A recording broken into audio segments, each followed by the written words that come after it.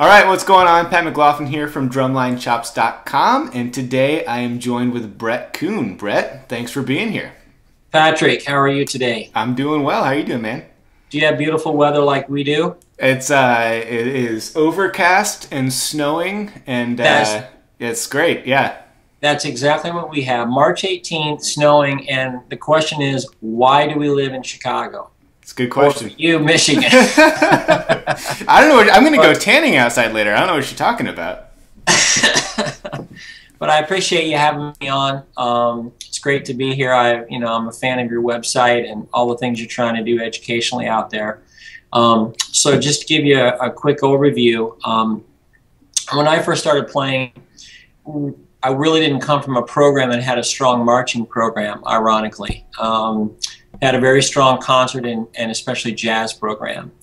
And I grew up wanting to be the next Buddy Rich, like many kids, wanting to play drum set and whatnot. And that's actually why I originally moved to Chicago, was to play, which I did for many years.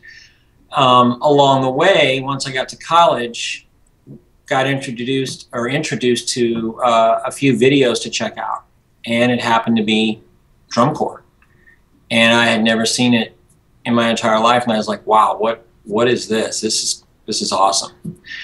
So we scheduled several camps to go to, me and my friends at school, and the order of the camps happened to be Cabby's first, then I believe it was Madison and Phantom, and our goal was to visit all three camps, get the experience, see if we could even make the line, and then make a choice off that. Well, at the time I auditioned for Cavaliers. Brian Callahan was there, Bobby Niedrich, Gus Barbaro was writing the book, and it was a very drum set oriented approach. It was so comfortable for me, and I felt so at home, and so did the other guys I went with, that we basically just said, let's do this. So that was in 1980. Made the line, but unfortunately I also made the, well, I shouldn't say unfortunately, but I also made the Disney World All-American Band. So I had a decision to make. I knew I had one more year to march, and so I did the Disney thing in 80, came back, marched Cavaliers in 81. 84, I moved to Chicago to play. And at that time, Bob Niedrich, who had been teaching the snare line at Cavaliers, was moving. I was, at that time, living with Jeff Fiedler, who became the director of the Cavaliers, and also Tom Blair, who now does the DCI videos. The three of us shared a house.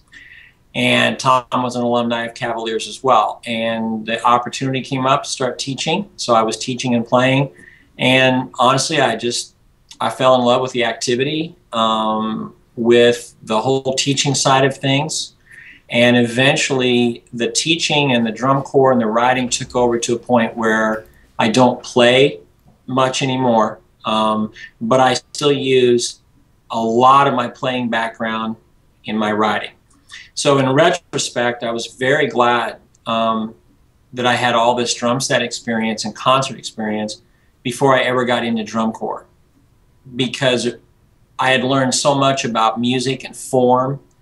If you know anything about improvisation or jazz, you know that basically the head is just a reason to blow changes and solo.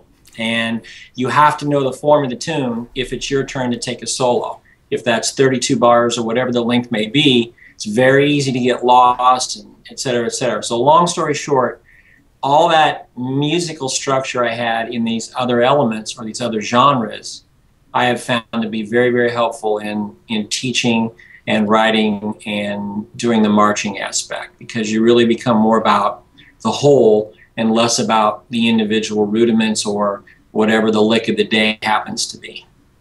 Yeah. So that's kind of a short synopsis of kind of where I came from. Very nice. So